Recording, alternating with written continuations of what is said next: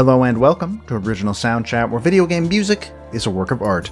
On each episode, it's our goal to help you learn about two soundtracks from the world of games, as well as the people, stories, and critical tracks behind them. My name is DeVader. And I'm Peter Spezia. We're brought to you by Anonymous Dinosaur and Rhymes with Asia.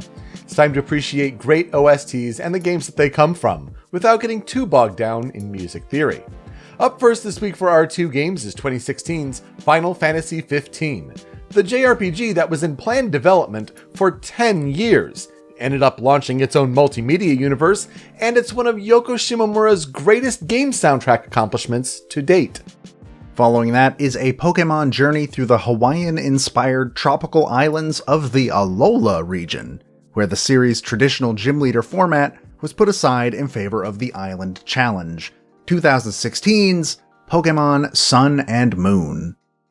You may be thinking, these games are both in 2016? Not only that, they both launched in November 2016, both of these JRPGs, and that seems to be a bonding theme this week. I actually lost my mind when I realized that they were both 2016, and now I'm realizing I skimmed over the November part, so that's even crazier. Wow, alrighty. But they're great games nonetheless. I mean, certainly soundtracks we've been dying to get to. I mean, me specifically, Final Fantasy 15. It's been one of those things where it's like, Yoko Shimomura did the soundtrack. Like, we covered her in the very first episode. How do we go about it? Well, now it's finally that week. I can't wait to talk about it. And yeah, Pokémon Sun and Moon, a surprisingly very, very good Pokémon soundtrack. Yeah, it's one of my favorites in the series, so I'm very excited to be able to talk about it. Absolutely. But before we do, Joe, how are you doing? What are you playing? I am doing pretty good. I've been playing more Dicey Dungeons, just like last week. I've now completed all of the Robots episodes, but unfortunately the last three characters I'm not a super huge fan of playing as, so we'll see how long I can keep that up. I also played a game on stream called Later Alligator, which is very, very good, and expect me to bring that to the show sometime within the coming months, because it's got a fantastic soundtrack. It's a really, really funny adventure game, and I don't know, it was just a good time all around. Highly recommend it. Interesting. I've never heard of it before, but that is certainly a catchy title. I got to play Super Mario Party with my fiance, and for as much as I've generally had really bad luck with Mario Party games, I actually really enjoyed this one. It was really nice to play, and it was interesting to have, Joy-Con only controls for that game, essentially, for a lot of the mini games and whatnot, but we had a really good time with it. That was really nice. I also put more time into Resident Evil 7 Biohazard, and so I am at the Lucas section of the game.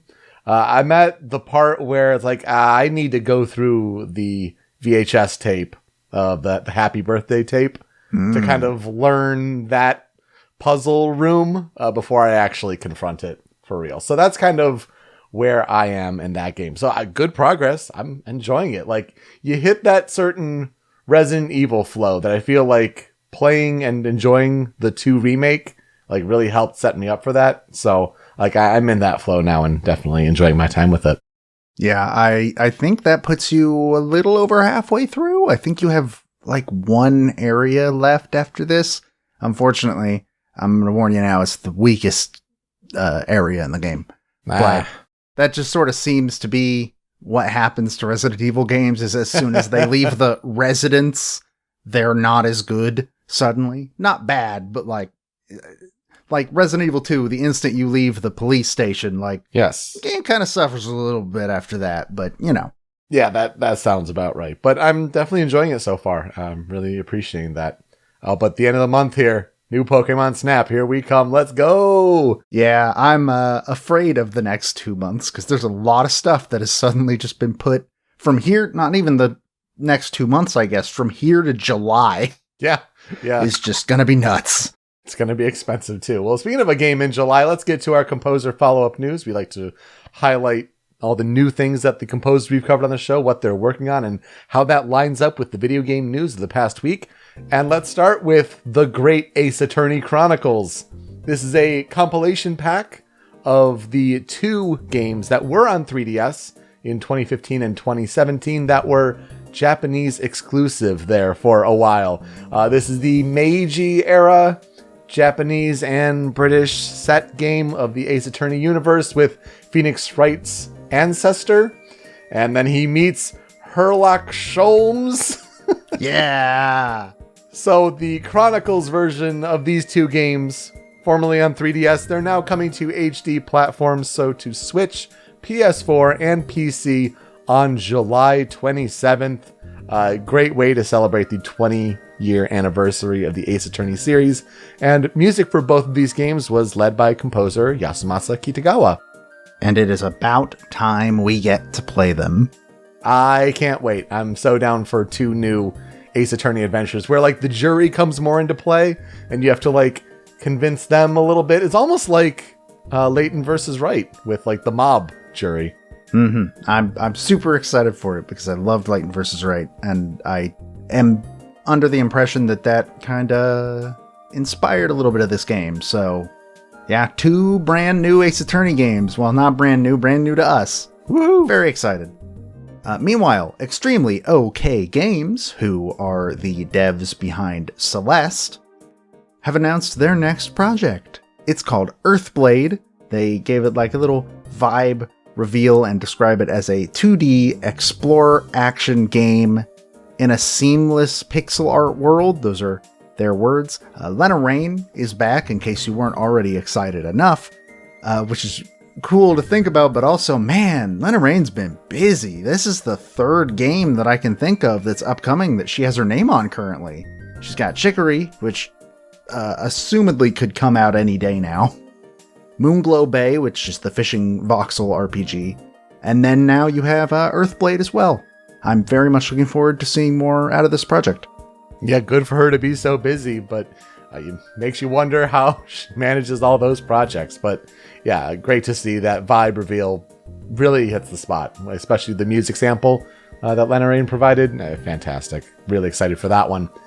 The Game Developers Conference Awards have made their nominations public. A couple categories that we usually focus on when we're looking at the big award shows in the game industry. Let's talk about Best Audio, which seems to be a combination of composing, audio design overall. There's Hades, The Last of Us Part 2, Doom Eternal, Final Fantasy VII Remake, and Ghost of Tsushima, which that seems about right if you're kind of combining composition, audio design, everything there. For Game of the Year, there's Animal Crossing New Horizons, The Last of Us Part 2, Half-Life Alyx, Hades, and Ghost of Tsushima.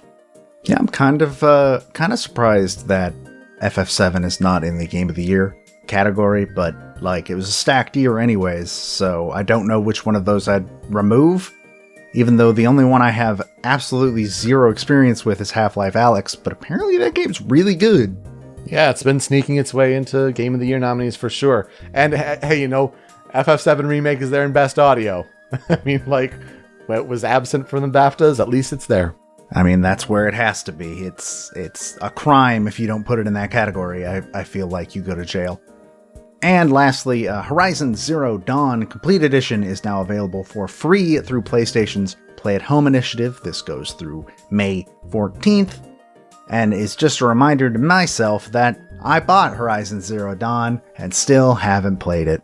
Oh, yeah, it's a great, great game. I mean, definitely check our episode out if you're interested about the soundtrack for that game. But yeah, you don't need a PlayStation Plus account. You just need your Sony Interactive Entertainment account. Just lock that up. But for now, let's get to our first game this week. Let's talk about Final Fantasy 15. Yeah, it's been a long time coming for me to talk about this game because this is one of my favorite game soundtracks. I mean, certainly in the Final Fantasy series, but this one means a lot to me. And we've covered Final Fantasy pretty extensively on the show. We've talked about 6 in episode 23, 10 in episode 46, 7 in episode 63, 14 in episode 72, and Crystal Chronicles in episode 83. But this is the first time I have brought a Final Fantasy game to the show since 6, way back in 23. Yeah, damn, it has been that long, huh? Yeah. So it's been a while, and honestly, for me, it was waiting for this. So Final Fantasy 15 was released on November 29th, 2016 on PlayStation 4 and Xbox One. The PC version would have to wait until March 6th, 2018.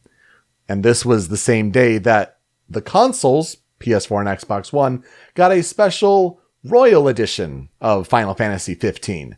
This included the PC's improvements, included all the DLC included so far, so it was kind of a good Game of the Year Plus pack in a way.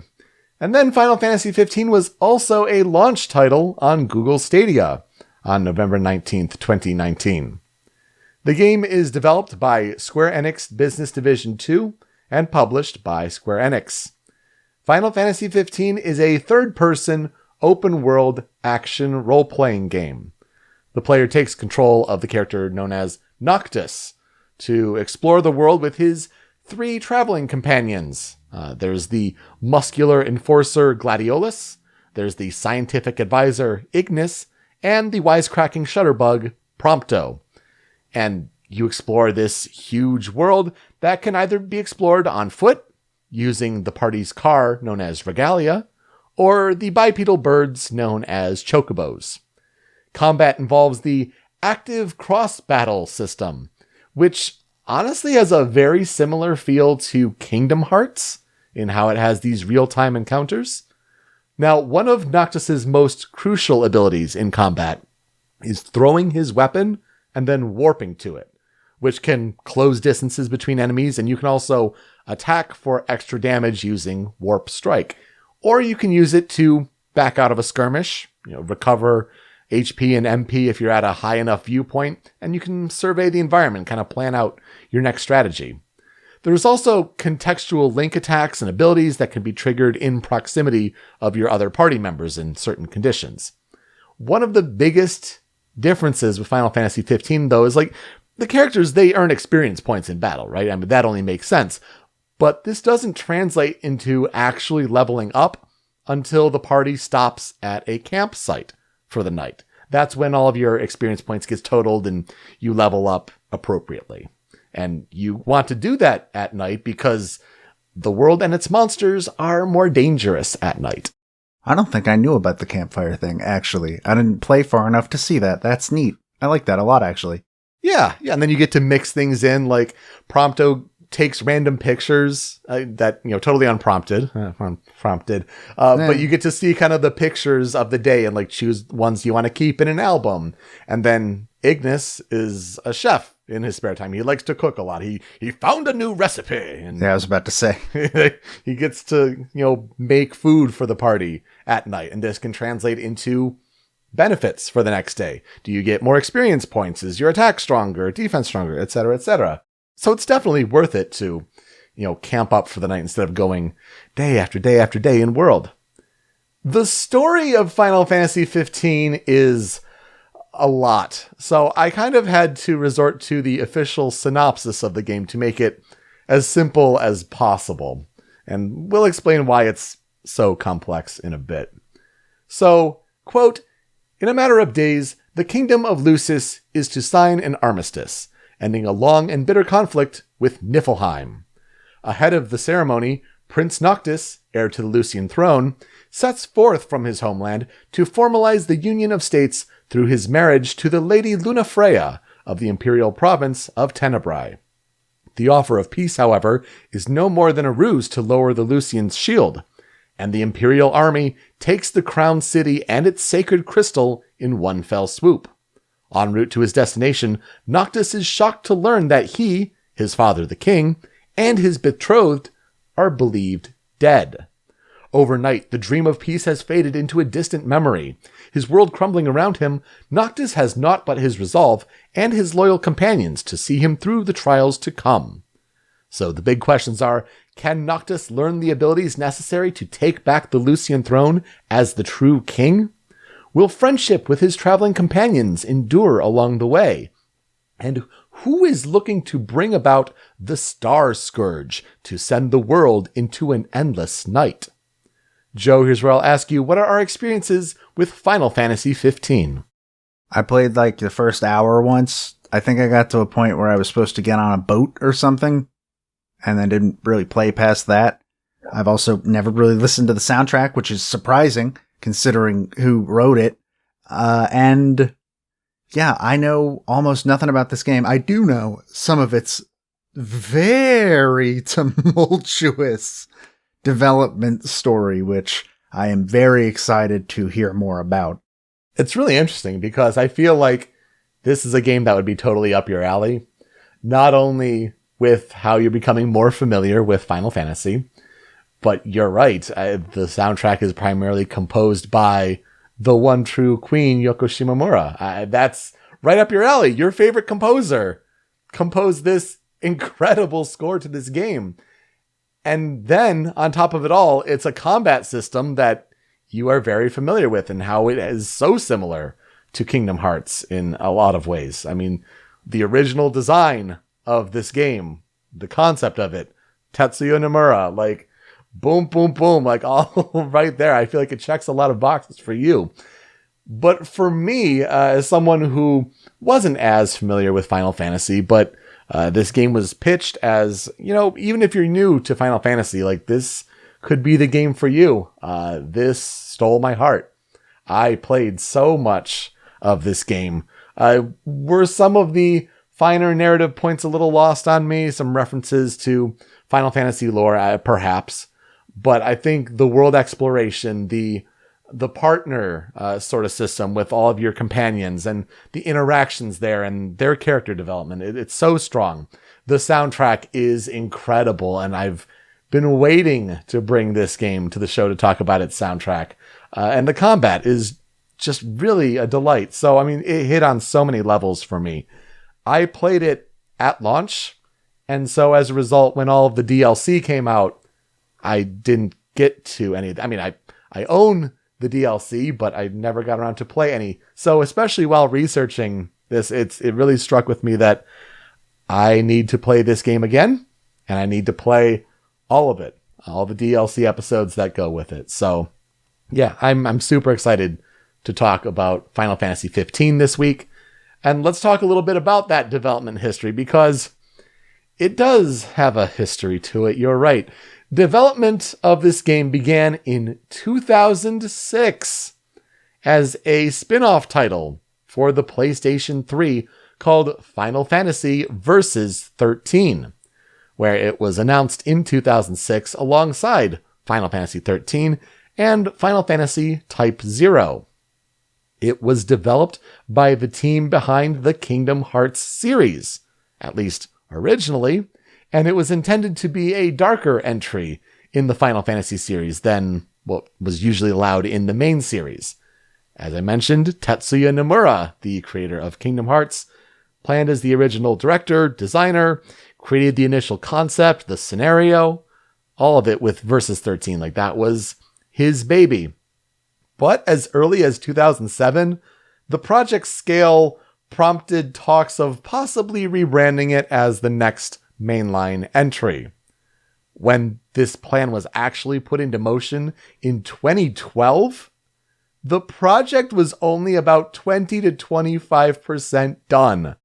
So my memories of first hearing about this project would have been around like 08, 09, which were people saying that Nomura said Kingdom Hearts 3 isn't happening until Versus 13 comes out.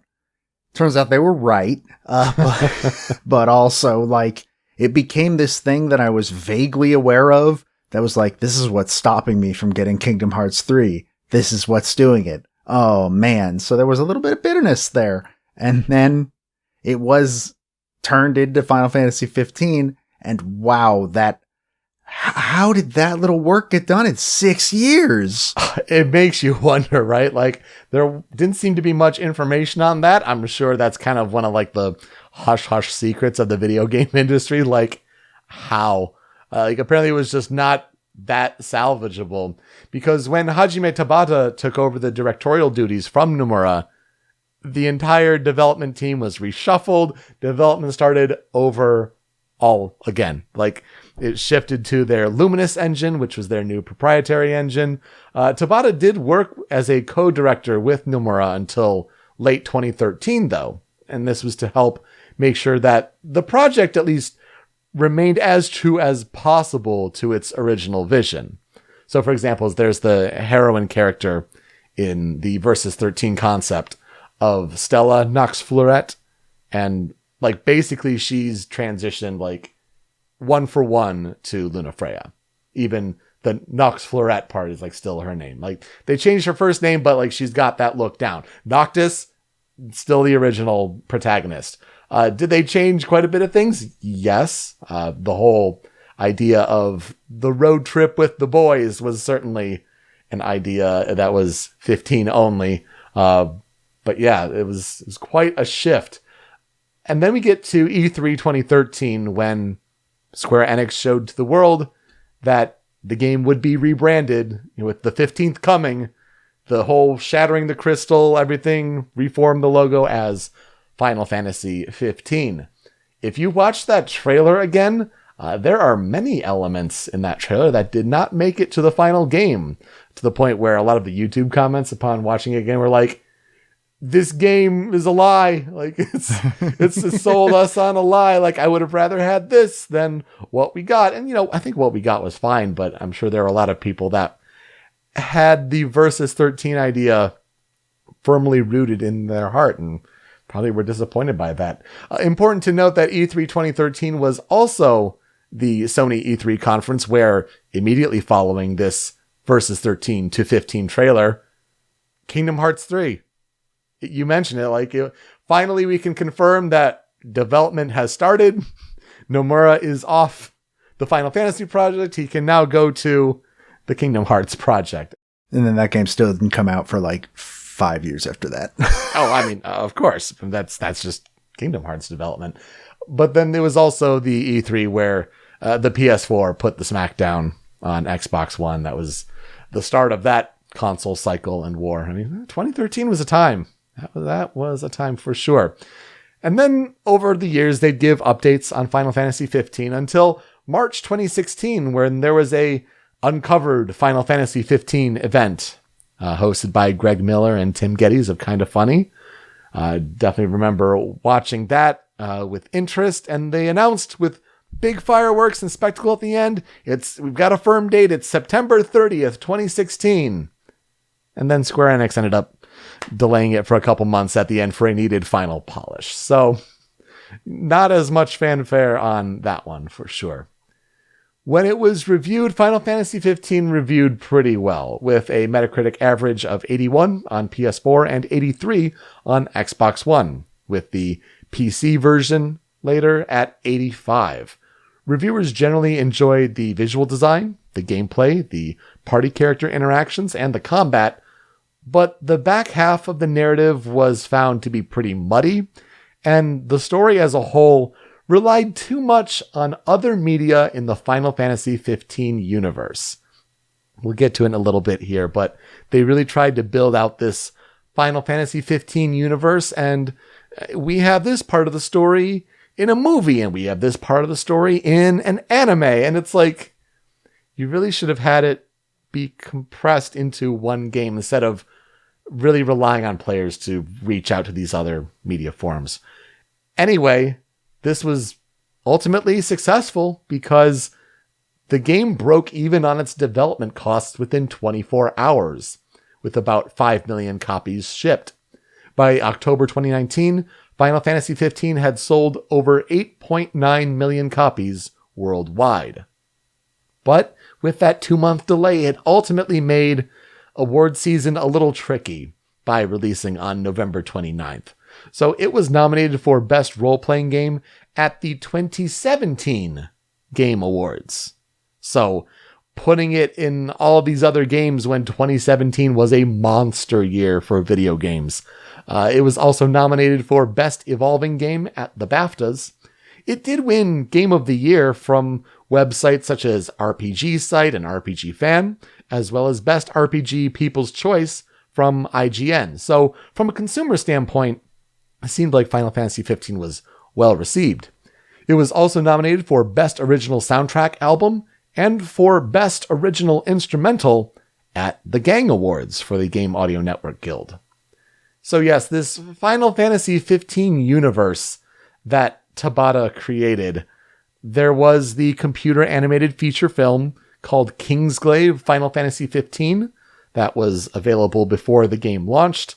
Had this kind of side story that involved a little bit of the prologue and the conflict between Lucis and Niflheim.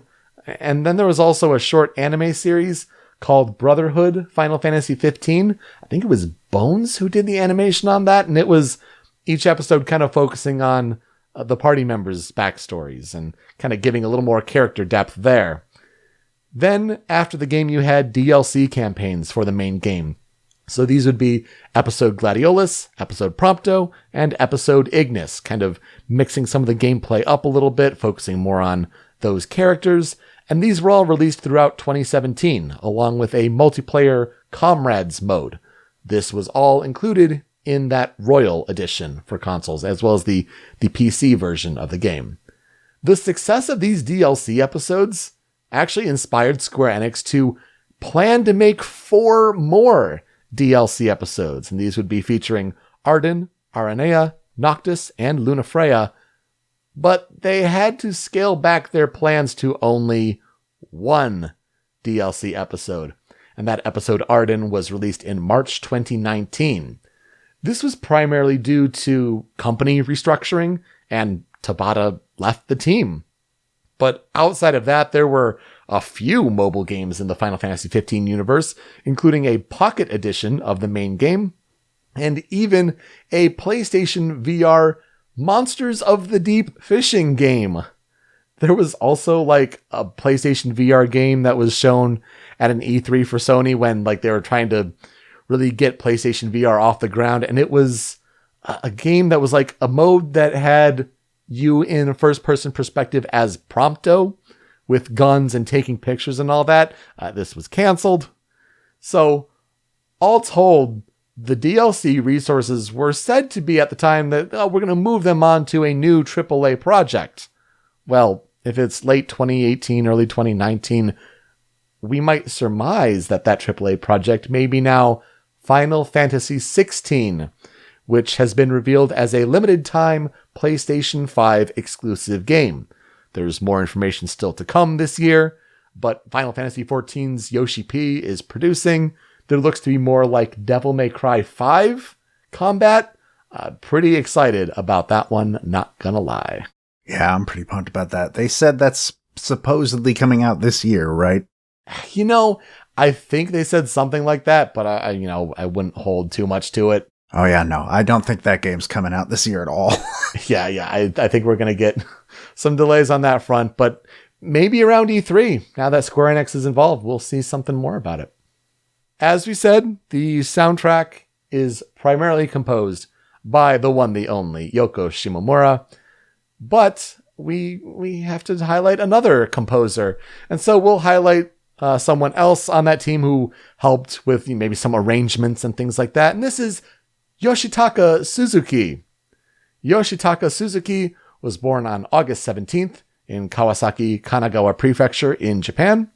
He is blood type B, and he is also a member of the composer groups. There's Gem Impact, which was founded by Norihiko Hibino. We mentioned that in the episode where we covered him. And also Mash Cantinoise. That's a big jumble of letters there, but part of a couple composer groups there. This is different than the Yoshitaka Suzuki, who is the lead programmer over at From Software. I think even some like IMDb credits were like kind of blending the two, and it's like, no, different people. It kind of makes it tough to do research. Based on a short bio from when he was a guest at a couple cons, says, quote, "His style is based on the techniques of Hollywood film scoring, and he creates outstanding harmonies between music and video games." So it's a bit generic, but, for an English bio, we'll take it. You can follow the composer Yoshitaka Suzuki on Twitter at Yos underscore compose. It's YOS underscore compose.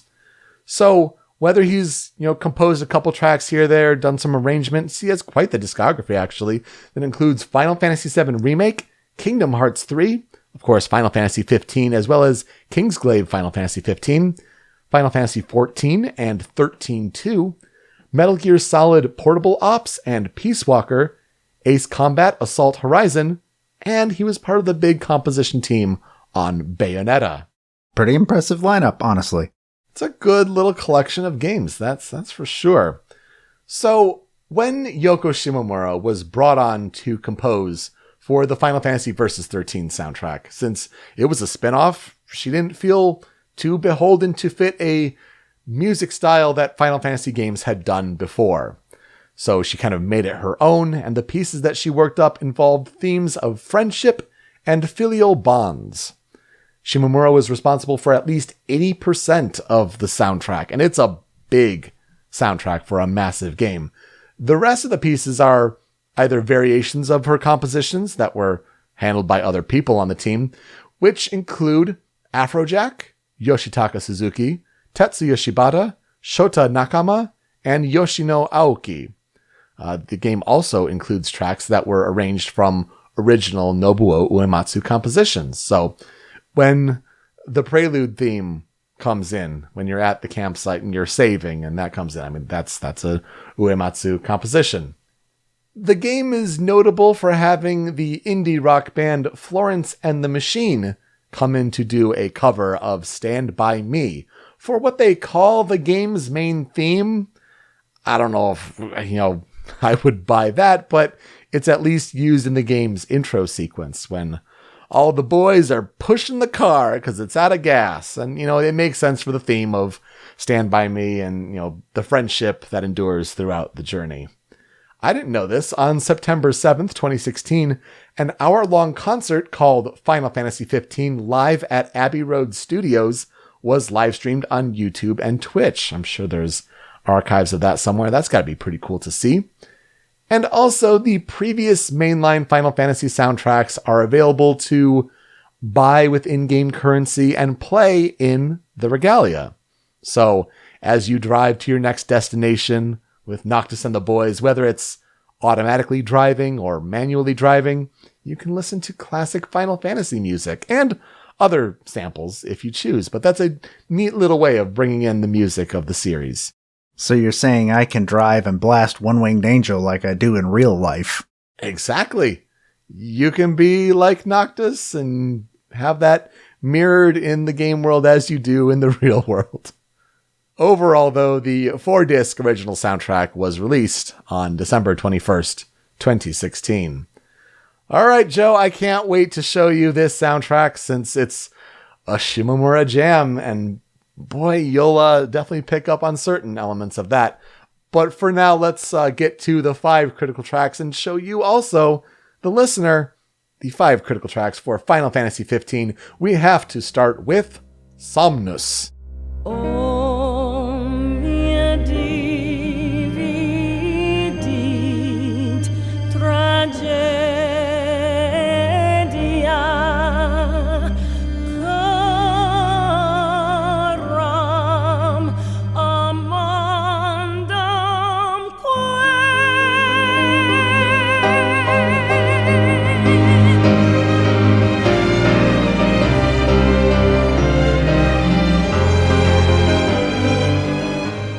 So this slow piano piece, as you hear it, it is the main area field theme for the end of the game, like the last area before you take on the final boss. It kind of brings things full circle with vocals, and it's, oh my gosh, I think it's so much better with vocals.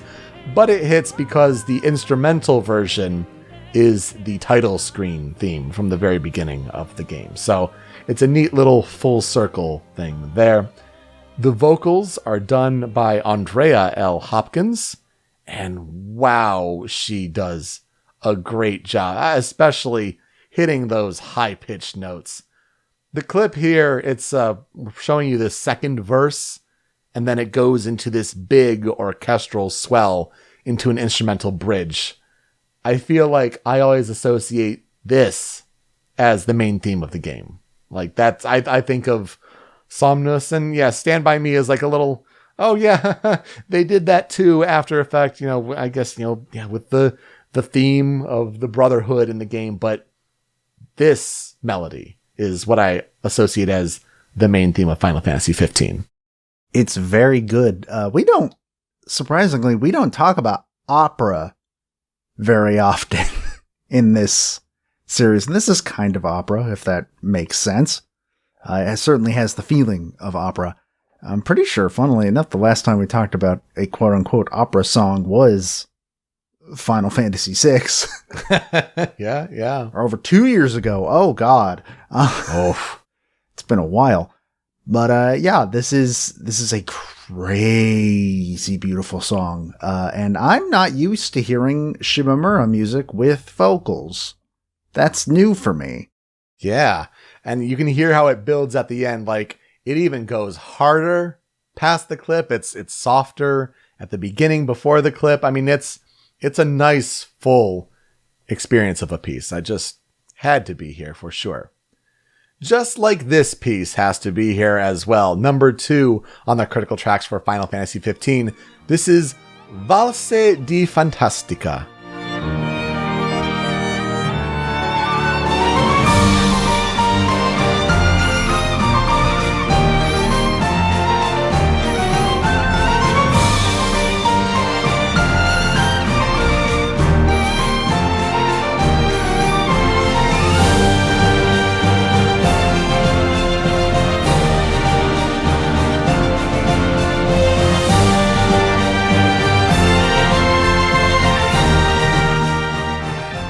I think when most people think of what's that one piece that stands out, what makes you think immediately of Final Fantasy 15, it's this one.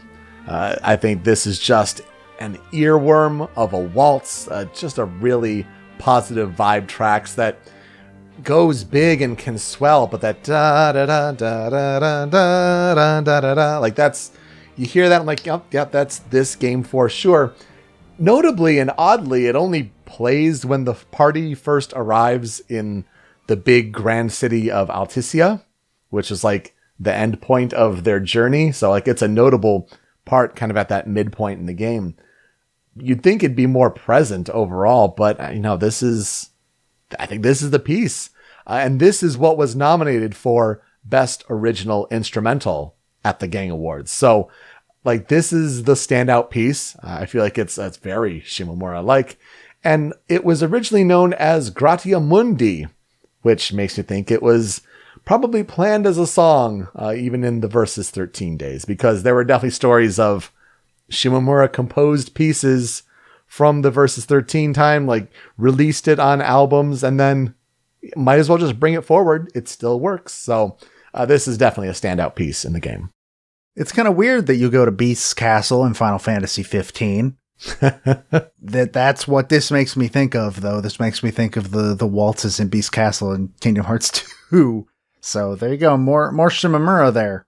I love waltzes, even when they're not spooky. They're still good. I think I like Waltz for the Moon from 8 better, but only slightly so. This definitely has a higher quality sound than the PlayStation 1 midis and Waltz for the Moon. But yeah, it's always good to hear a waltz. It definitely has like the upscale rich vibe that this city is sort of expressing. So like that's a perfect match for sure. And yeah, when it kind of dives down into like the lighter instrumental part of the song, I mean, like that's Beast Castle for sure. I think there were even people on YouTube who were trying to do their own arrangements, and yeah, a lot of people were like, yep, you used Beast Castle sort of instrument sets. So that's a really funny point that you make that comparison. Number 3 on the Critical 5 is another one we have to include. It's the main battle theme. This is Stand Your Ground.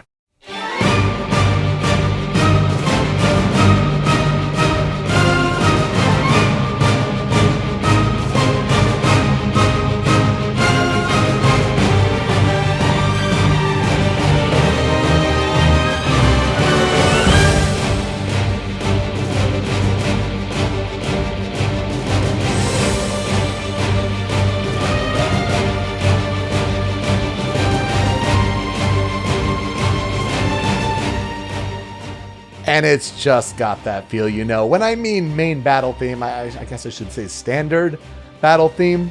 Like, this is the early wild enemy encounter music that you hear, and it's supporting your battle gameplay, especially as you learn the basics in Final Fantasy 15. But man, with the instrumentation and the orchestration, it's just a monster of a standard battle track. And I think it's just unbelievably Shimomura, where like there's singular melodies driving the action here, and the rest of the instruments in the orchestration is just really completing the sound and making it sound so full. But there's a pace to it that feels simple, but makes you feel good as you're learning the basics of combat.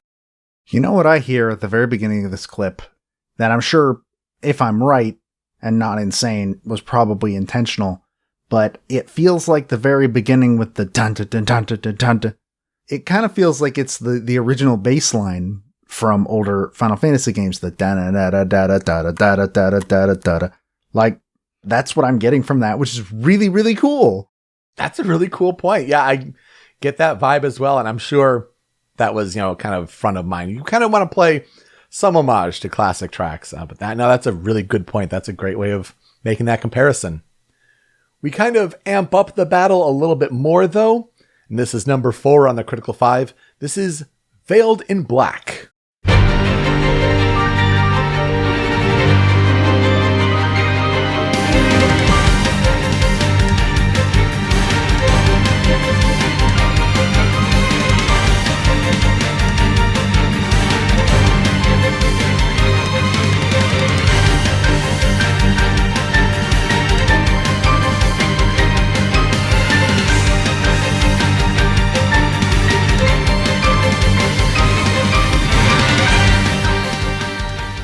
Oh, I love this one. You're going to hear this battle track a lot throughout the game because it plays in battles against imperial enemies.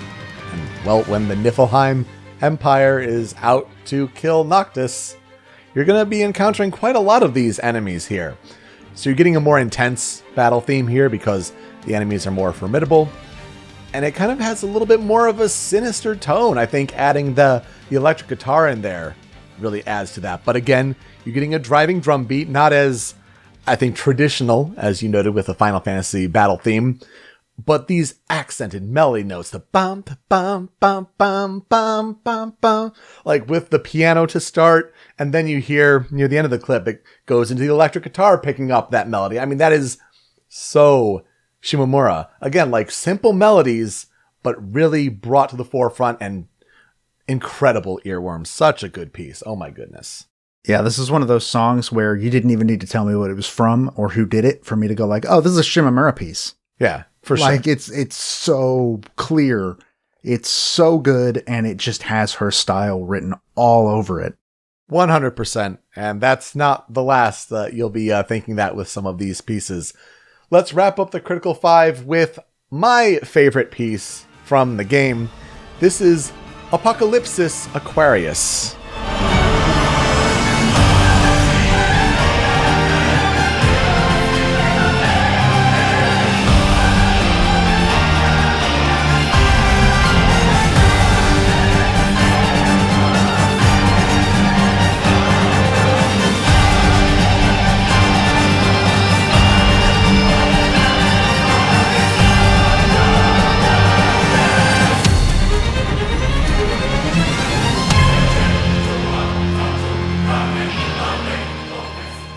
Oh my goodness, what a monster of a piece, especially how we've kind of framed up the clip here. This part at the beginning of the clip, it's the end of the loop, just showing this massive wall of sound that it's built up to. All of the orchestration, all of the choirs, like it's going full tilt, and it's just amazing. Before this loop goes back to the choral Latin chanting, that's how the piece starts. So you kind of hear both ends of the spectrum there on the loop. This song plays in the second half of the battle against Leviathan. And the Leviathan battle in this game is like the big set piece in the game.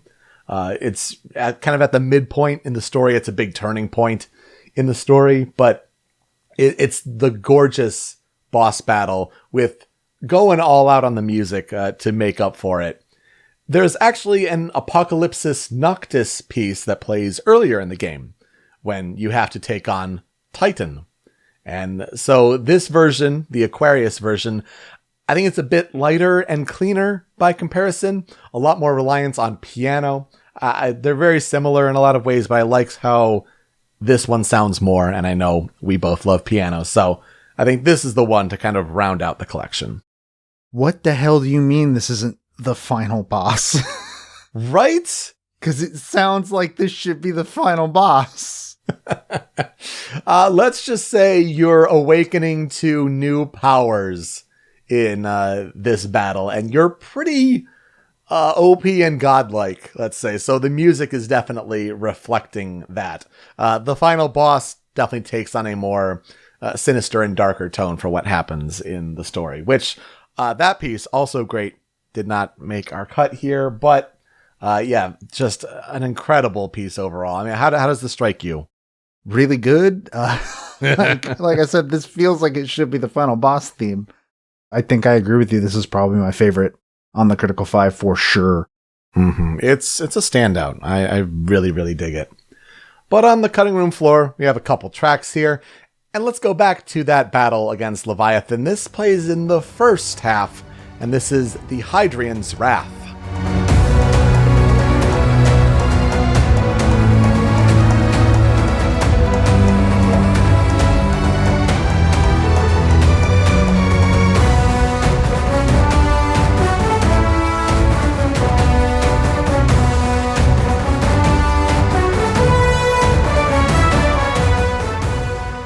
So whereas in the second half, you have these kind of godlike powers, the first half, you're just a person, you're Noctis, you have your Warp Strike ability, but you're in this big water wall current, buildings are kind of floating around, and you have to like Warp Strike from the building to this big water snake creature that is Leviathan. Like, you're feeling pretty overwhelmed, and this is like showing the power of Leviathan, one of these big astrals that represent the deities, the god figures in the Final Fantasy universe. So, I mean, just a great sounding piece, and definitely notable how near the back half of the clip there, you hear this bum, bum, bum, bum, bum, bum, bum, bum, bum, and everyone just points it out. It's like, Skyrim! It's the Dragonborn theme. And like, okay, there are some differences, but it's basically just the Skyrim theme. Yeah, you gotta think Shimomura may have been inspired by that one a little bit. But yeah, it's a great piece. I mean, even after that Skyrim-like theme, it goes to these high-pitched, choir. It's just an experience. So I think, that Leviathan two-phase boss battle is like the big moment in the game as far as like what I always remember from the game. And the music is a big part of that. The second one, though, on the cutting room floor, this is classic Shimomura, if you will. This is Omnis Lacrima.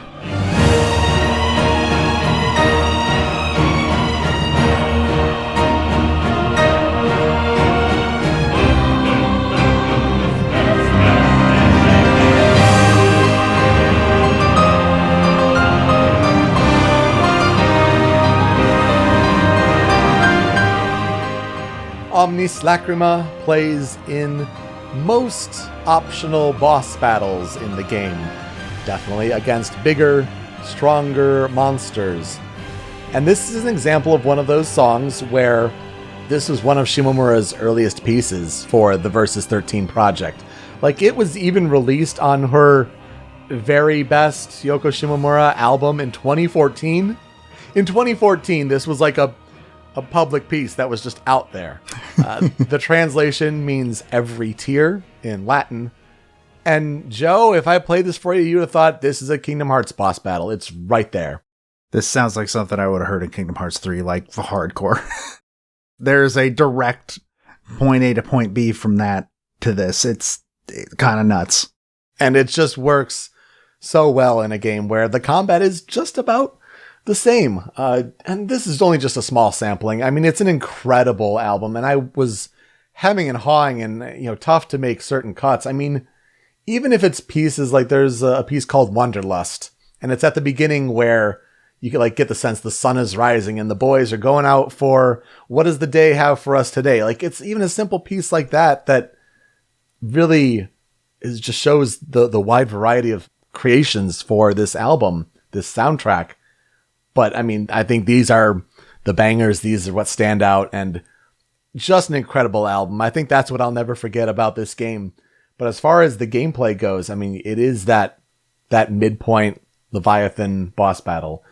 Big narrative implications, feeling like a badass in that second phase. Just incredible. I mean, it was my gaming moment of 2016 for sure.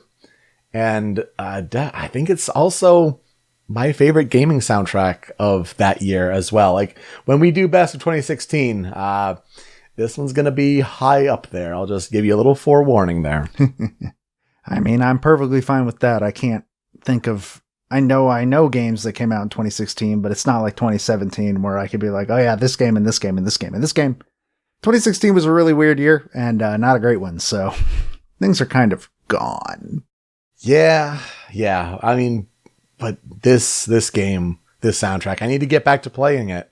A full playthrough with all the DLC, and I look forward for you when you get to play it as well. I think it's one you'll really dig in this Final Fantasy series.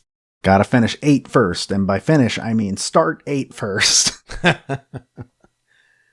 Let's transition to our next game, where we'll cover a fan remix from a song from this soundtrack, and whether it's on YouTube, OC Remix, wherever, we go to Algal the Bard on YouTube.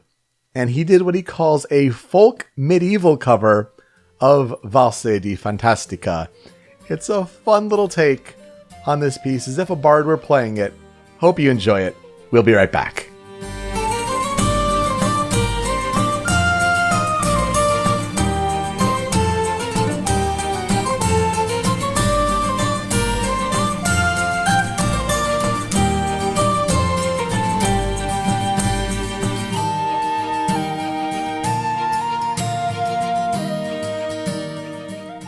Alright, it's time to move on to our next game. We're going to move from iconic JRPG franchise to baby's first JRPG franchise that is also incredibly iconic. We're talking about Pokémon Sun and Moon, which originally released on November 18th, 2016 for the Nintendo 3DS. It was developed by Game Freak and published by Nintendo and the Pokémon Company. These games marked the 7th generation of Pokemon games, and they are also the 3rd set of Pokemon games to be in full 3D following X and Y and Omega Ruby and Alpha Sapphire. We have talked about a lot of mainline Pokemon games, just as we've talked about a lot of Final Fantasy games, and even a couple of spin-offs. We talked about Diamond and Pearl on episode 19, talked about Red and Blue in episode 42, Crystal in 55, and Black and White in 89, and in the past we have also talked about Pokken Tournament, as well as the Pokemon trading card game. And Snap. And Pokemon Snap, yeah, which is coming out, a new one finally, that me and Matt summoned from the ether somehow.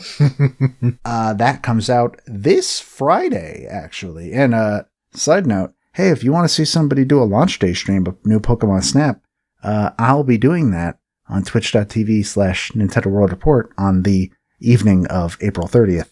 Just saying, just putting that out there. Because we've talked about so many mainline Pokemon games, it kind of feels redundant to just describe in detail what Pokemon is at this point. Because if you're still listening to this show, you know what Pokemon plays like. But a simplified version is that you play as a trainer who can catch and train monsters called Pokemon to take part in Pokemon battles, with a goal of ultimately becoming the champion of your region. In Sun and Moon, specifically, you start out as a young trainer who has moved from the first generation's Kanto region to the tropical Melemele Island, which is part of the Alola region. After befriending the timid Lily and the hot-blooded Hau, 2 more kids living on Melemele, The player is given a choice between the 3 starters of Alola. You have the water type Poplio, you have the grass type Rowlet, and you have the fire type Litten. Peter, which one did you pick? Rowlet team for life. Let's go. Rowlet team for life. With a close second going to Poplio, simply because I kind of like his third evolution. But yeah, it's Rowlet team for life. That's the correct answer. So much so that I think I'm actually going to go Rowlet again when I play, eventually, Pokemon Legends Arceus. Interesting. I forgot he's a starter in that, isn't he? Oh, yeah. Mm-hmm. So, once the player and How have chosen their starters, they're sent off to take part in Alola's coming-of-age tradition, the Island Challenge. Basically, the Island Challenge is like the biggest part of shaking up the formula that this game did. It replaces the traditional Pokemon formula of going to gyms, fighting the gym leaders, getting the badges, and going to the Elite Four. Instead, the player has to seek out each island's trial captains in order to complete their trials. Each trial features a different sort of activity. Like there's one where you have to get ingredients for a stew. That one's weird. There's one where you have to explore an abandoned grocery store. That one's also really weird. But each trial ends with a battle against a super powerful totem Pokemon, which is like a giant, way souped up Pokemon that is essentially like a traditional JRPG boss fight in certain ways. Which is weird because Pokemon doesn't do that. Once the player has completed all of the trials on an island, they then have the opportunity to challenge the island's kahuna to a battle. And if they win, they can move on to the next island. Along the way, the player encounters other groups, such as the Aether Foundation, an organization committed to protecting vulnerable Pokemon, and Team Skull, the bored and rebellious teenagers of Alola trying to sabotage other people's trials, and the best villain team we've gotten in years. Oh yeah. Oh yeah. So, the questions become, can the player complete their island challenge even with the meddling of Team Skull? What is the secret behind the unknown Pokemon in Lily's possession, nicknamed Nebby, and will they ever stay in the bag? Is there something shady going on behind the operations of the Aether Foundation? But most importantly of all, do you have what it takes to become the first ever champion of the Alola region? Peter, this is where I will ask, what are your experiences with Pokemon Sun and Moon? I really enjoyed Pokemon Sun and Moon when I got to play it pretty much right at launch. And, you know, it's a game where, as you'll talk about, it's based on Hawaii. So it's always neat when they kind of reference an American region where, you know, Unova, Black and White, and Gen 5 was more like New York City. This kind of takes on the more tropical feel. Also introduced a lot of cool new things like the Alolan variants of Pokemon. Neat stuff there. But I think, yeah, the gym leader mix-up was certainly a neat one to encounter. I feel like it does play a little bit into the younger demographic approaching Pokemon as their, you know, first RPG, right? But it's a neat little shake-up to those of us who've continued playing these games for a while. Though I don't know if we'll ever get to talk about Ultra Sun and Ultra Moon. But that is a game where I almost felt the most swindled playing a Pokemon game because like that game is just like, it's almost a 1-for-1. Like there are a few variations, of course, but it's like, I just played the same game all over again the next year. So, and it was being advertised as a sequel.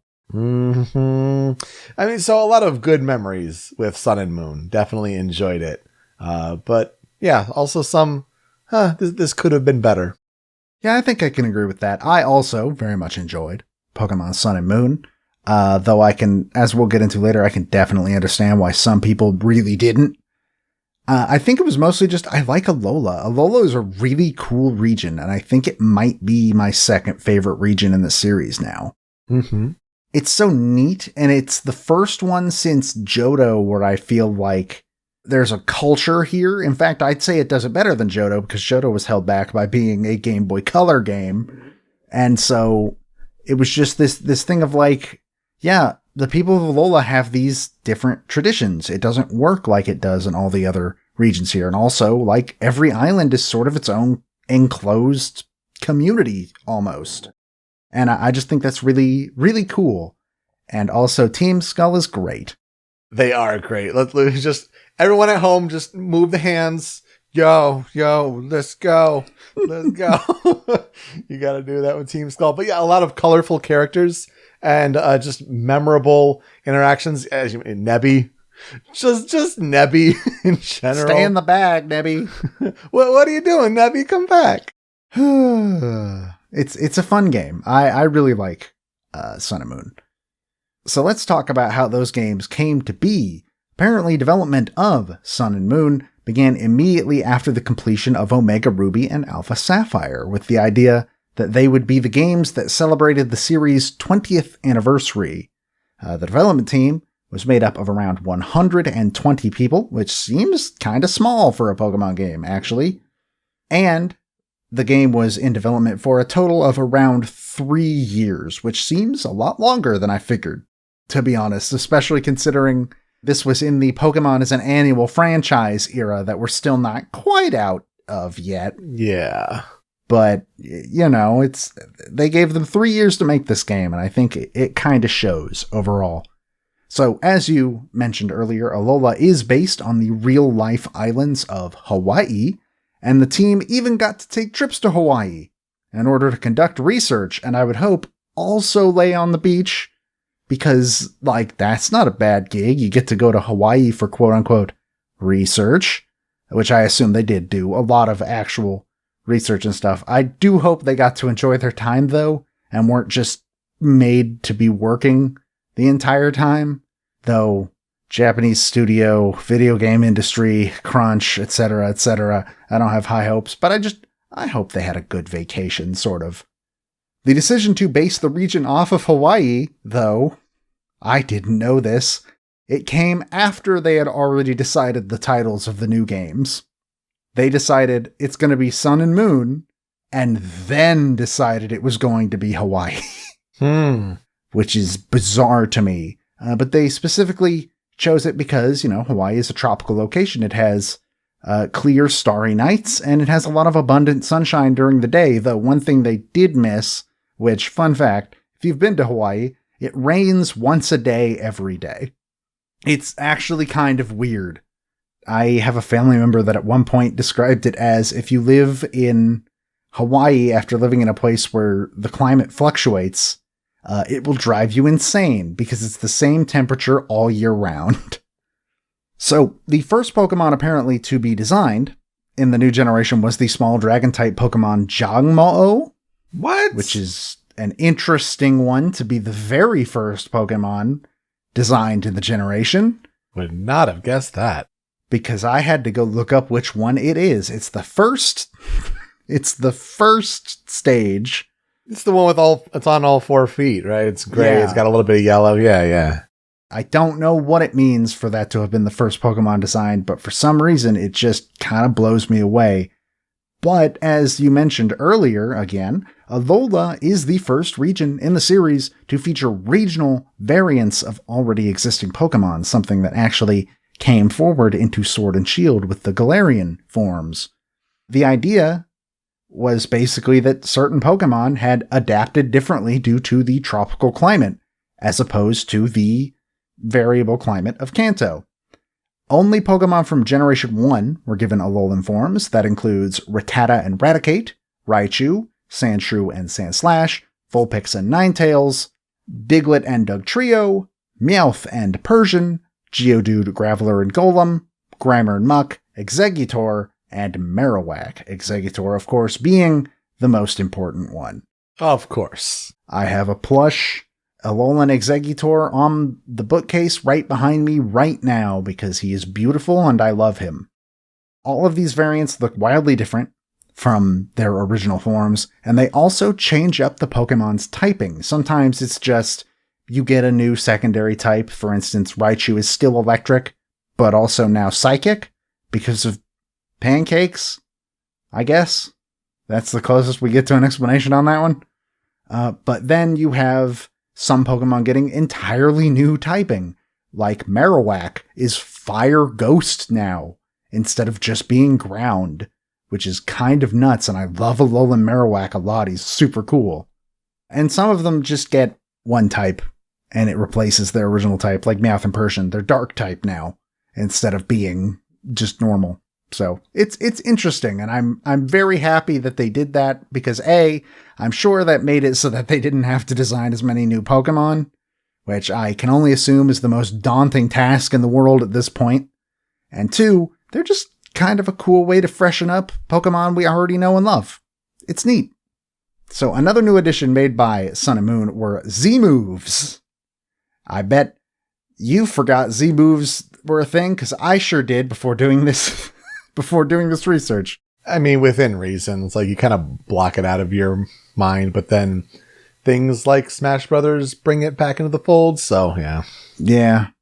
So Z-moves are basically powerful attacks that can be done by equipping your Pokemon with the Z crystal of the desired type, and then you perform a tokusatsu-style pose to fill your Pokemon with Z energy, which I can only assume is fighting spirit or something. If you don't know what tokusatsu-style pose means, think Power Rangers, or think the Ginyu Force. Hopefully one of those two you're aware of. Yeah, a lot of moving your arms and hands and pose. Yeah. And some Pokemon even have their own unique Z-moves. Most of the time it's just like, you can use this powered up electric move. Yeah. But some of them have their own specific Z crystals that let them use their own unique abilities, including all 3 of the starters get their own specific ones. And also, I believe if you pre-ordered the game or something, you could get a Snorlium Z, which it's the best. Yeah, it gave it was a Munchlax with a Snorlium Z that would let the Snorlax it evolved into use a special Z move, which is amazing.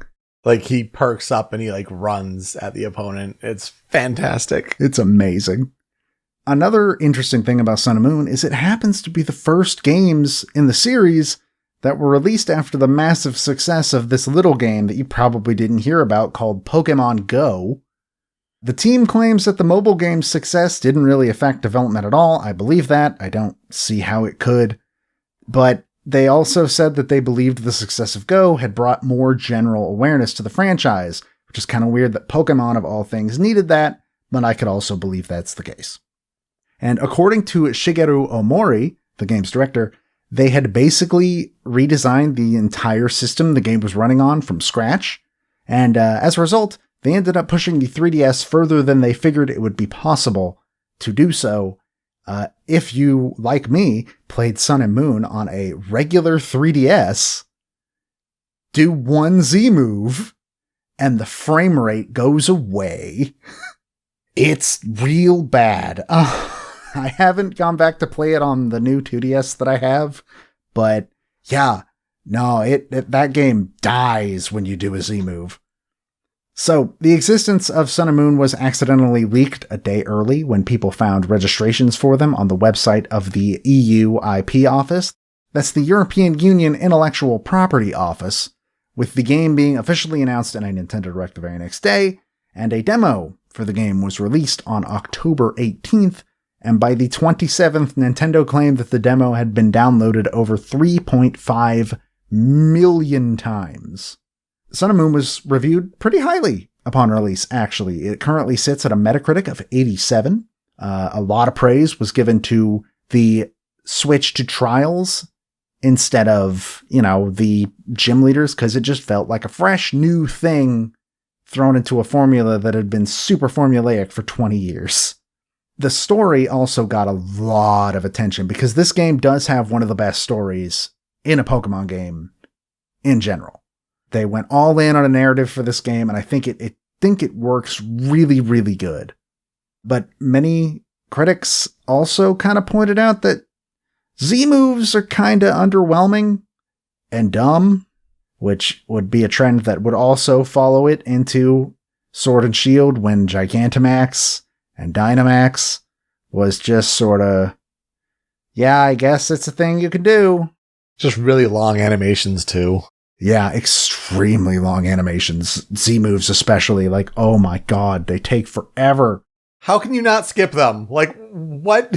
Yeah, I was about to say, if I remember correctly, you can't skip them either. So, ugh. At least you can only use them once a battle. But right. But another criticism that I have heard from critics and friends alike is that, man, the first several hours of this game is really on rails and handholdy. Like, it's no, you don't get freedom yet. We're still teaching you how to play the game. And, like, is the most tutorial any Pokemon game has ever had. Until Sword and Shield. They kind of upped it there. But, like, oh man, like, the opening hours of this game are just kind of a slog. And it's unfortunate, and that turned a lot of people off from the games, and I honestly can't blame them for that. But that didn't really matter in terms of financials, because unsurprisingly, this game absolutely destroyed financially. By the end of 2016, it was GameStop's highest selling game of the year, beating out Call of Duty Infinite Warfare. One of the weaker selling Call of Duty games, but that still says a whole lot. Yeah, like, it's still a Call of Duty game at the end of the day.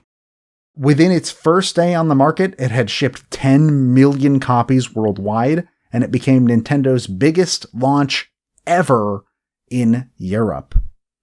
By the end of it all, Sun and Moon is the third best-selling title on the 3DS, being beaten out by Mario Kart 7 and Pokémon X and Y.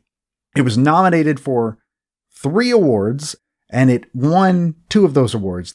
The 2 that it won handheld/portable game of the year at DICE, and also won handheld/mobile game of the year at the Golden Joysticks. It was nominated for Best Mobile Game at the BAFTAs, but funnily enough, it lost that award to Pokemon Go.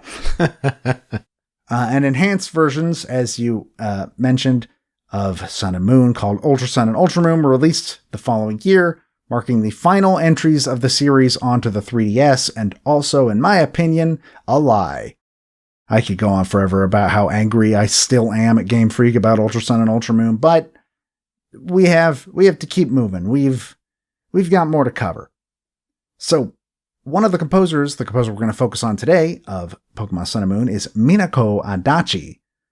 And unfortunately, there just wasn't really any information on her, like, at all.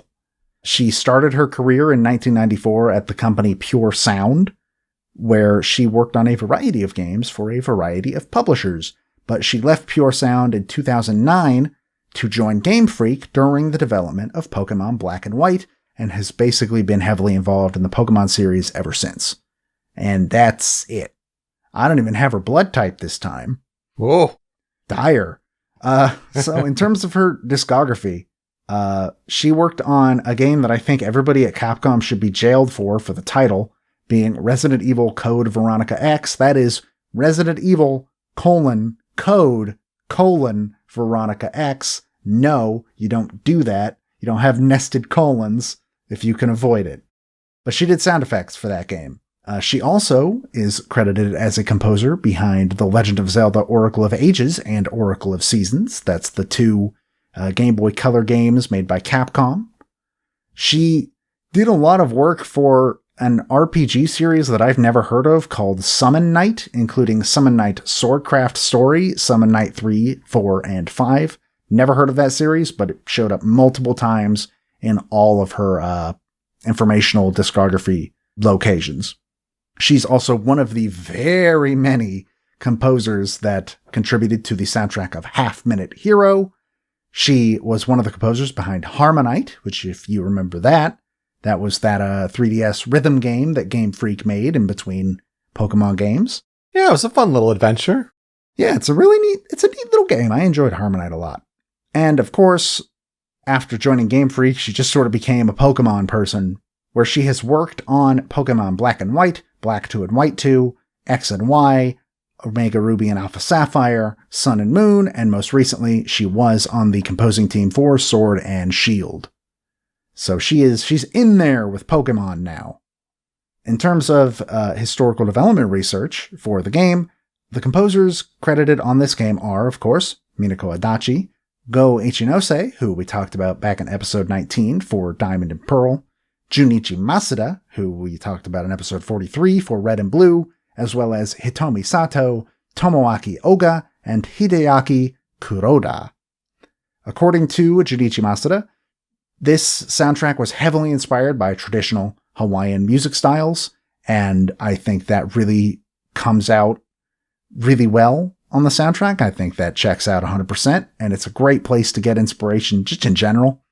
The soundtrack also features vocals.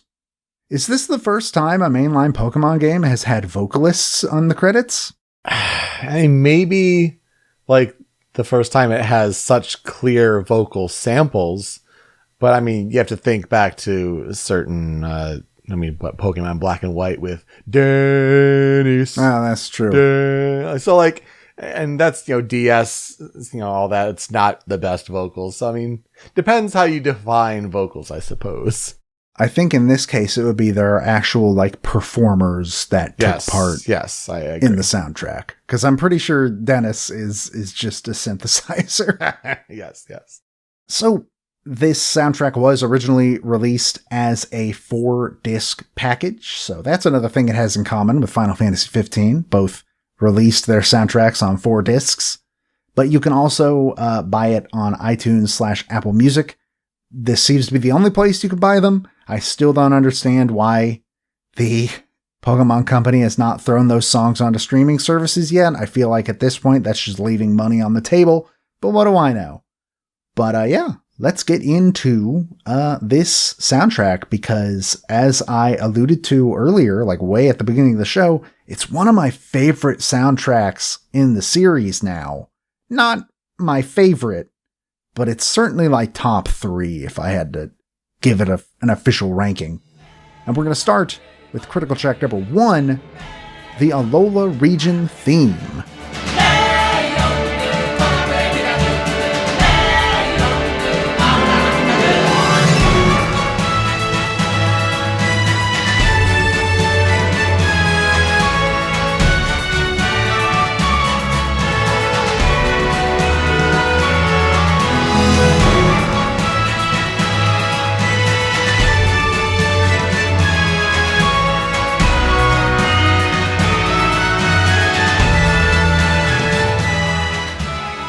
So this song was composed by Minako Adachi and features the vocal work of Lisa Oki, Yu Uchida, Naoto Fuga, and Masayuki Okazaki.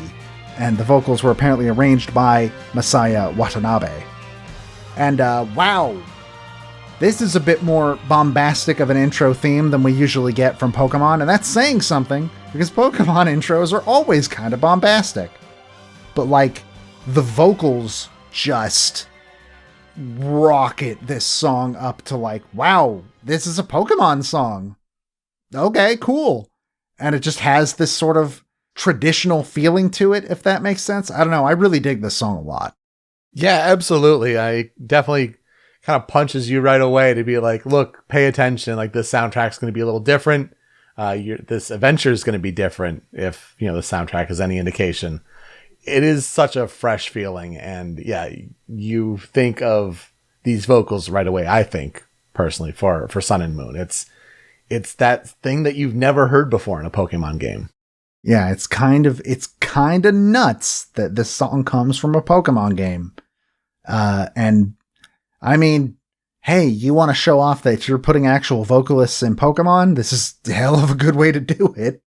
But even the melodies, like, the main melody of the clip there, but also like the bridge after the clip here. It's so good, and it has that triumphant march feel of the start of an adventure. Very much so. Following that is, I feel like, going to be a bit of a controversial pick from me, and that is Battle How.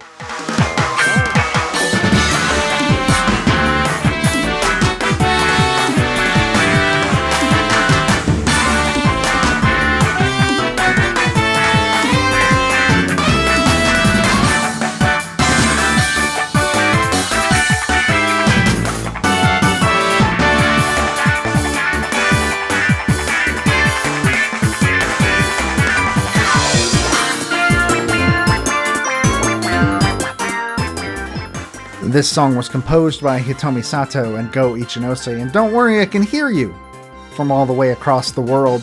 What? How's battle theme? Why how? Look, I just kind of really like this song. I think this song does a really good job of getting Hao's personality across, if that makes sense.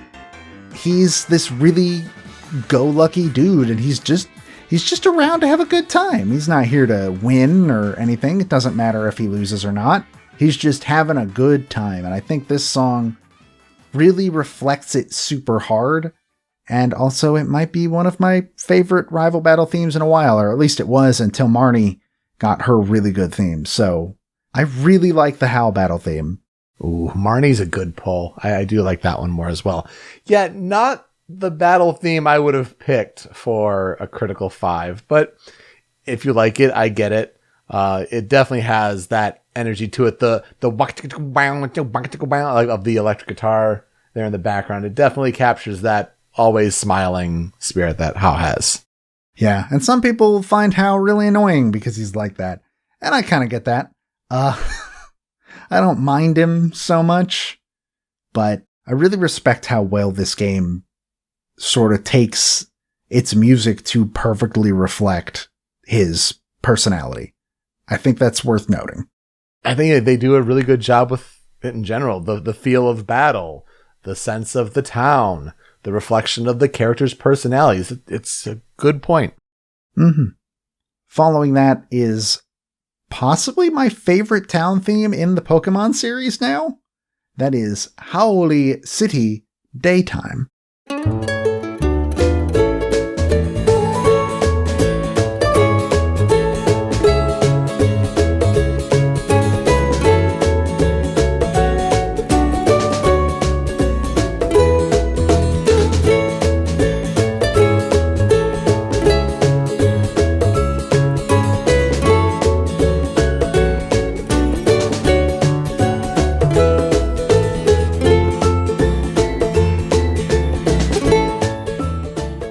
This song was composed by Minako Adachi and features guitar and ukulele performance by Takahiro Morimoto.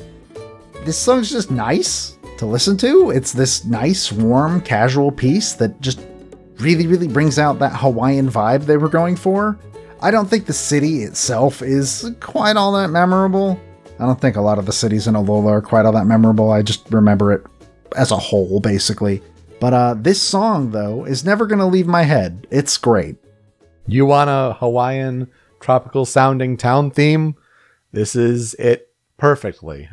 Great performances, especially when you talk about, like, there's an actual performer behind it, and it's captured and recorded and brought to life, and you can tell, like, it's got that real instrument sound, and it's really nice and refreshing for Pokemon.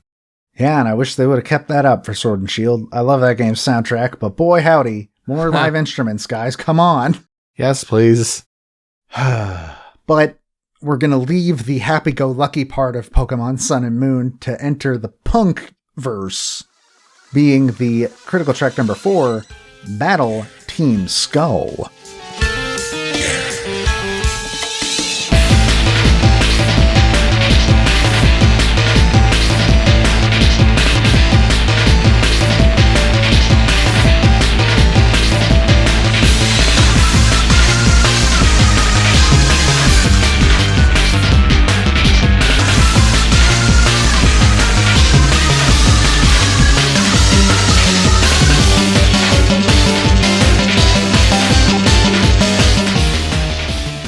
This song was composed again by Minako Adachi, vocals provided by Kyotaro, and you might be thinking, what vocals? Yeah. Yeah. Just this dude saying yeah sometimes. And that's a whole vocalist. It's really funny. But I think this song is super hype and really good. And honestly, it's kind of better than Team Skull deserves. Not because Team Skull is bad, but because it's so sinister, considering Team Skull is just a bunch of bored teenagers. And there's nothing like, they're not trying to take over the world or create a new world. They're just kids and they're bored. So they're going to cause trouble. which I feel like they tried to recreate that at Sword and Shield with Team Yell, which did not work. Not as good. Team Yell kind of sucks, but Team Skull has so much personality to them. And to me, this song is this isn't so much how Team Skull actually is, it's how Team Skull thinks they are in their mind. Yes, that's a really good description of it. They think they're these badass villains that are gonna take Alola by storm, but no, guys, just a bunch of punks. And I know everyone's thinking like, oh, that's not the best Team Skull song on the soundtrack. You're right. But this is the one you're going to hear a lot. Mm-hmm. And so it's a pretty important part of the experience. I think it's a good choice to have it here, but don't worry, we're getting to the real good one. Yeah, I would agree that this is not the best Team Skull-centric song. In fact, this isn't even the second best Team Skull-centric song. But yeah, it's one you're going to hear a lot. Meanwhile, for critical track number 5, you kind of got to end at Battle at the Summit.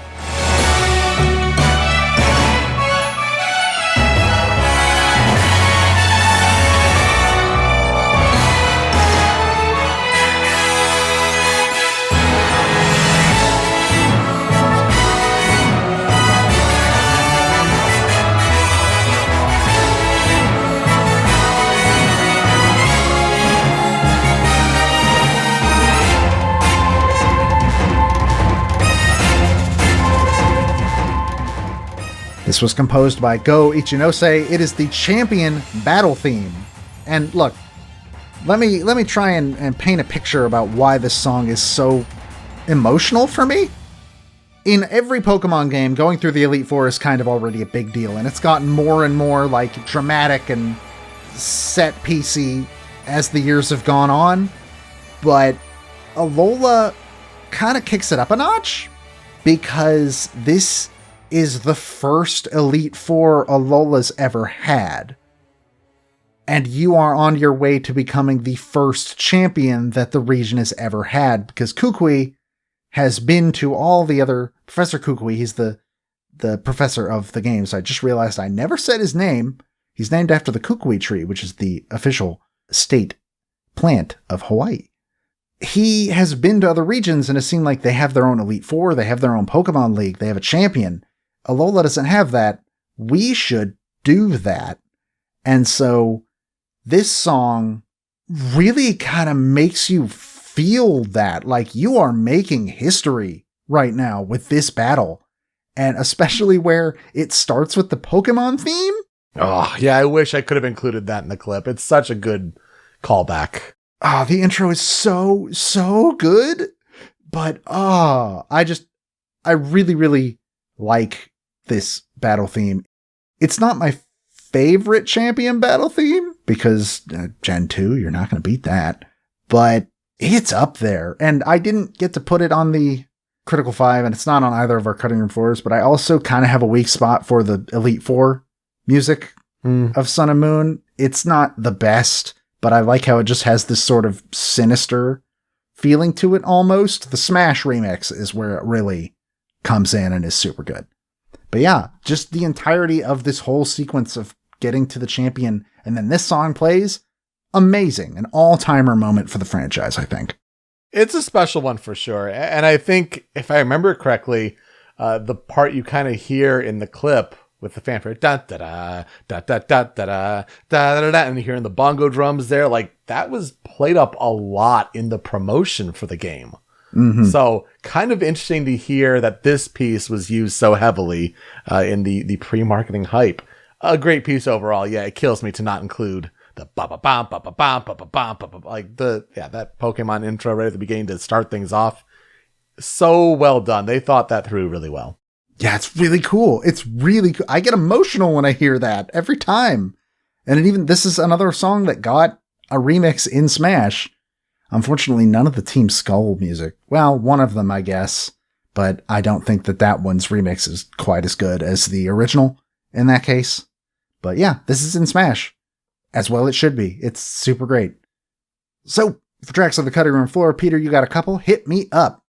If I would have replaced battle How with something, it probably would have been Battle Island Kahuna.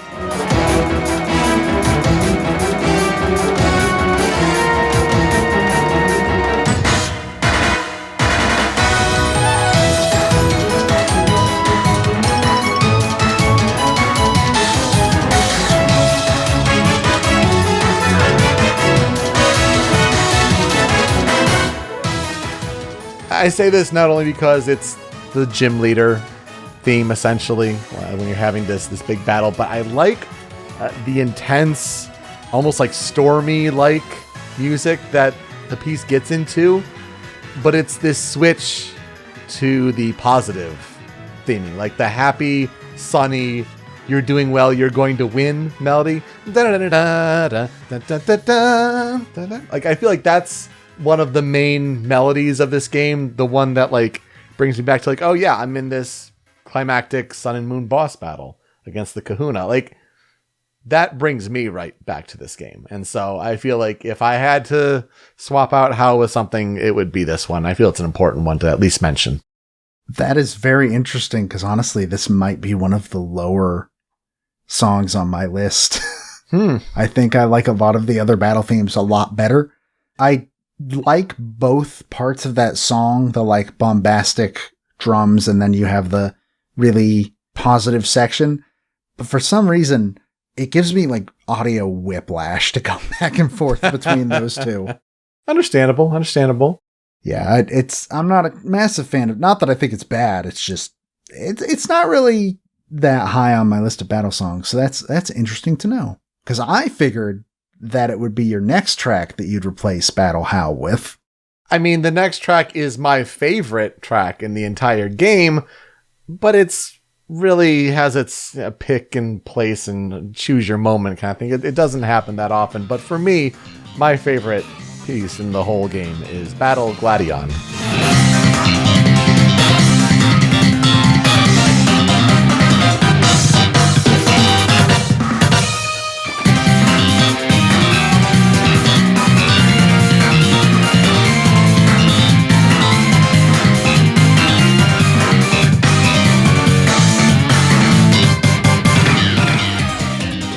Whereas Island Kahuna was composed by Go Ichinose and Junichi Masuda, this one is composed by Go Ichinose.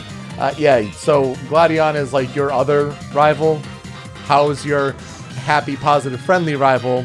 Whereas Gladion is kind of like the stern, tough rival who shows up only at a certain few points in the game. So he's the Bade. yeah, he's the Bade. That's a good way of putting it. But you don't fight him too often in the game. You don't hear this theme that often. But wow, the bass slaps. And it's such a good energy to this piece. I love the melodies that go into it. It's my favorite for sure. But, I would have a tough time for how good this soundtrack is, giving it a case of a critical 5 spot. I can never not think of Kirby at the start of this song. Sure. Because it sounds like some of the Kirby boss battle music. But also just, this is a really, really good song. One of those rare instances where there's a remix of it in Smash and it's just not as good. Yeah. Like, I was super excited when I saw it on the list of music that was going to be in Ultimate. And I know multiple people that we know were also like super hyped about that. And it's just not a good remix. Yeah, I would have much preferred the original in that case. Yeah. I have 2 songs on the cutting room floor as well. The first one being Battle Team Skull Boss.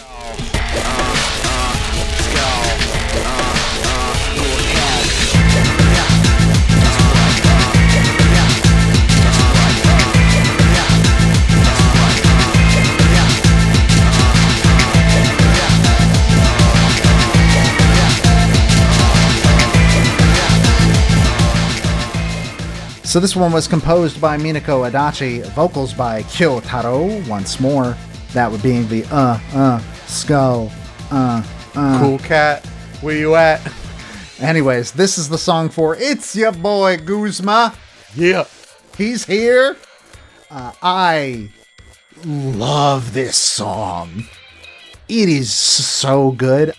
It kills me to put the regular grunt battle theme over this one, but again, like you said, like the grunt battle theme is the one you're going to hear more often, so it's more indicative.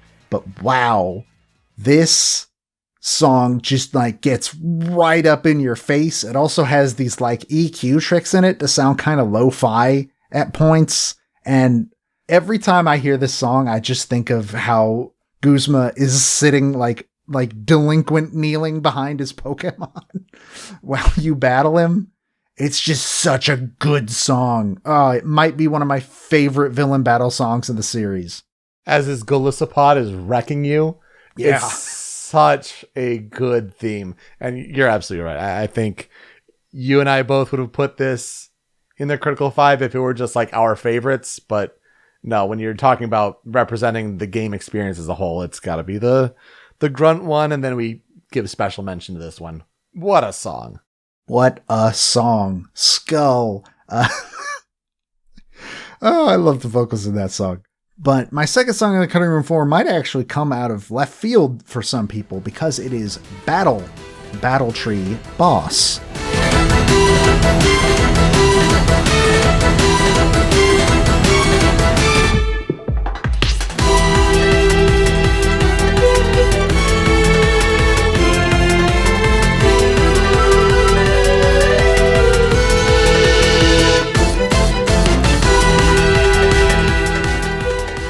The song was composed by Hideaki Kuroda and Junichi Masuda and features an accordion performance by Kuroda. I assume that's the performance that he's credited for on this song because VGMDB says that he is credited for providing performances on guitar, bass, Irish bouzouki, harmonica, hurdy-gurdy, whistling, and choral performances throughout the entire soundtrack. That's a hell of a list. But look, what do you want from me? This is an arrangement of the Gen 2 battle theme. Like 10 minutes ago, I was saying that's the best battle theme in the series, and I still stand by that. It's really, really good. I will never hear this song in game. The battle tree is really hard. Like crazy difficult. But I think I might like this better than the Heart Gold Soul Silver version of the song. It's just super good. Huh, see, I've never thought of it as a Gen 2 champion remix, but that's really interesting. I just want to shout out accordion. Hearing that in a Pokemon song gives me some Layton vibes, and I dig that a lot. When you're battling Professor Layton. Yeah, that's exactly my thought too. Yeah, he would be a battle tree boss, wouldn't he? He sounds like he'd be like the most dangerous Pokemon trainer in the world. Oh, I do not want to do a battle with Professor Herschel Layton. But also, hey, Game Freak, make it happen. So what will I never forget about Pokemon Sun and Moon? Honestly, like I said, Alola might be one of my favorite regions since Johto. It just has a lot of personality to it. Something that I felt was kind of missing from X and Y and Kalos and all that. I felt like that all came through kind of flat. But Alola, I think, really takes advantage of the fact that it is in 3D, and it just gives that so much more oomph and personality in general. I just really love Alola. And also, I think, like I said, this might be up there as one of my favorite soundtracks in the Pokemon franchise. So that's certainly a thing as well. You nailed it. It's the world design, and it's people don't think enough about this soundtrack in the spectrum of Pokemon music. It's well-deserved, and yeah, you're hearing it with, the real instruments, the actual vocal performances. It kicks it up a notch. Yeah, I really like this soundtrack. I like this game, though part of me is kind of worried about going back to it for Smash Pieces, because I feel like I might not like it as much the second time. But what else would you cover Incineroar with, so... Yeah, it's true. At least it wouldn't be Ultra Sun and Ultra Moon. But when it comes to November 2016 JRPGs, no better, honestly, than Final Fantasy XV and Pokemon Sun and Moon. Soundtracks that have been needing to be covered for a while, and I'm glad we finally did, Joe. It's really good to get to these ones for sure. That'll do it for us this week, though. On Original Soundchat, you can find me on Twitter at PeteSpeakeasy. Joe is over at Drobaga. The video version of the show is on the Rhymes with Asia YouTube channel. but it's that MP3 podcast version that you want. It's hosted by Anonymous Dinosaur at anondino.squarespace.com. It's where Joe's other podcast, Smasherpieces, is hosted. You can find Smasherpieces and original Soundchat on podcast services all around the globe. Wherever you get your podcasts, Apple Podcasts, Google Play, anywhere and wherever, even on Spotify, where we have a feed for the podcast episodes, but also a big Spotify playlist. If we cover a video game track on this show and it's on Spotify, getting added to that monster playlist. Joe, what's being added this week? Well, as I said earlier, Pokemon Company still hasn't thrown any of the soundtracks onto Spotify. Again, guys, you're just leaving money on the table here, man. But Final Fantasy 15 is, in fact, on Spotify because Square's been pretty good about getting its soundtracks on these services. So, hey, that'll be added. Excellent. Yeah, they have been doing a really good job with that for sure. When you're done listening, you can find us on social media at Soundchat OST. Leave some feedback for us on how we're doing, as well as suggestions for games that you'd like us to cover in the future. That's one of our big goals for 2021, is getting to some of those user-requested games. Still sorting out the merch store, and then we're also working on bonus tracks for you guys, and we'll get to those very soon. Joe, who are we talking about next week? I will be talking about Misao Sembongi. I will be talking about Dave Kleinik. Again, 2 games that we've been meaning to get to. Should be exciting. Yeah, I'm looking forward to it, especially because next week's episode happens to coincide with a release that I'm very excited for. Ooh. So, to play us out, I am gonna show you this glitch hop remix of Haoli City by the YouTube channel Hands Up Anime. It's super good, and this song translates really well into that genre, so please enjoy that. Thank you so much for listening this week on Original Sound Chat. We'll see you next time. Take care.